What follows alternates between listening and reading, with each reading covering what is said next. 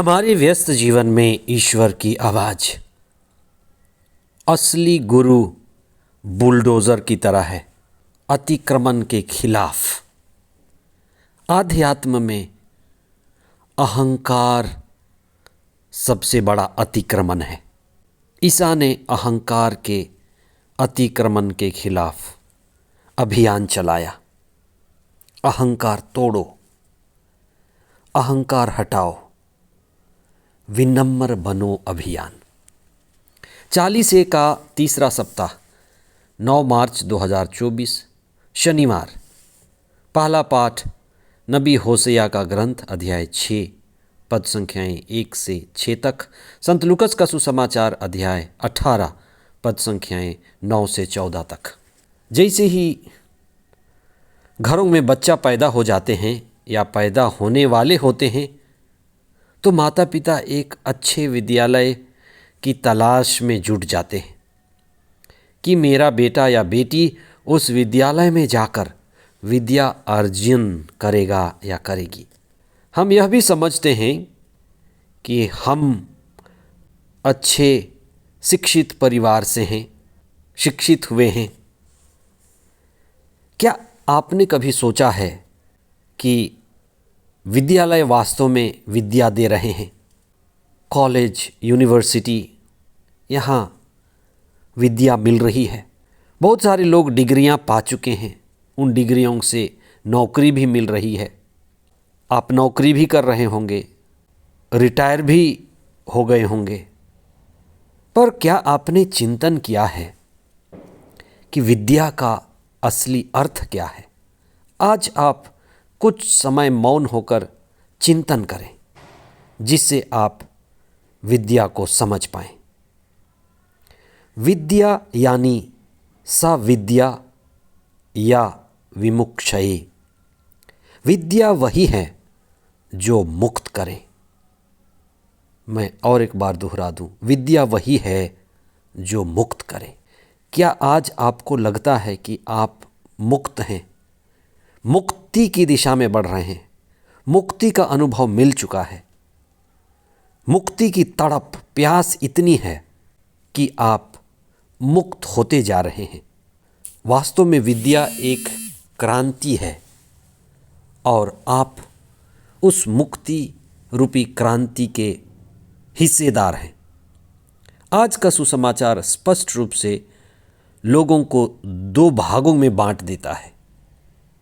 एक तो वे जिन्हें विद्या मिल गई है, वे अहंकार से मुक्त हो गए हैं या अहंकार तोड़ने में या विसर्जन करने में लगातार प्रयत्नशील हैं। हम यह भी ध्यान दें कि कई बार हम प्रशिक्षण से होकर गुजरते हैं, लेकिन प्रशिक्षण ही हमें जकड़ लेता है। जितना पढ़ा लिखा उतना ही अहंकारी।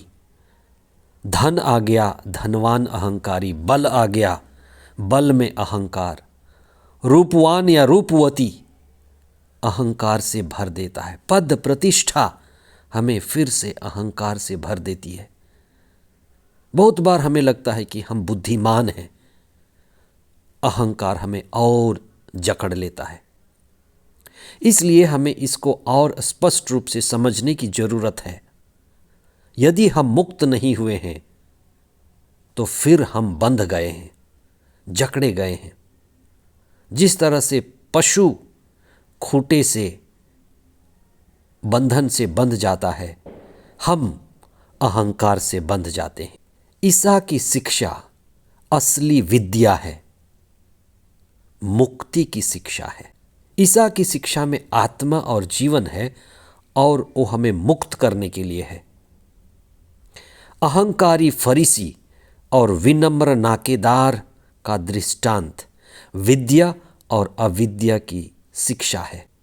हमें अहंकार की ही भाषा अधिक समझ में आती है, इसलिए सुसमाचार में भी अहंकार की भाषा प्रयोग की गई है।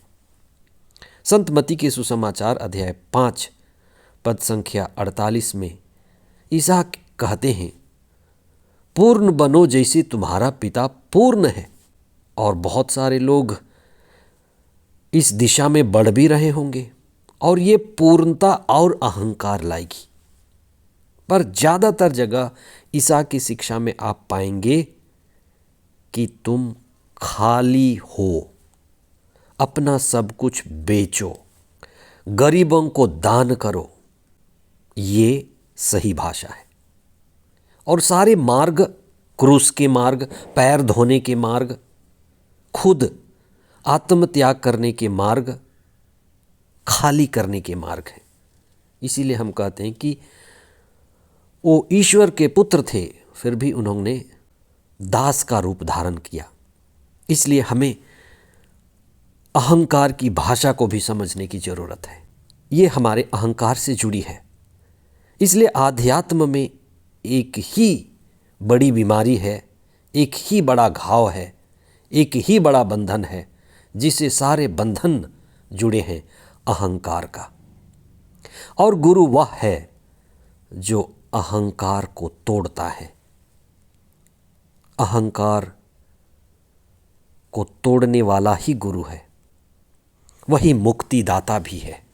इसलिए अच्छा गुरु, अच्छा पिता, अच्छी माँ जो अहंकार को तोड़ पाए, वो गुरु के साथ मुक्तिदाता भी है। आप शिक्षित हैं, प्रशिक्षित हैं, कितने मुक्ति का अनुभव करते हैं।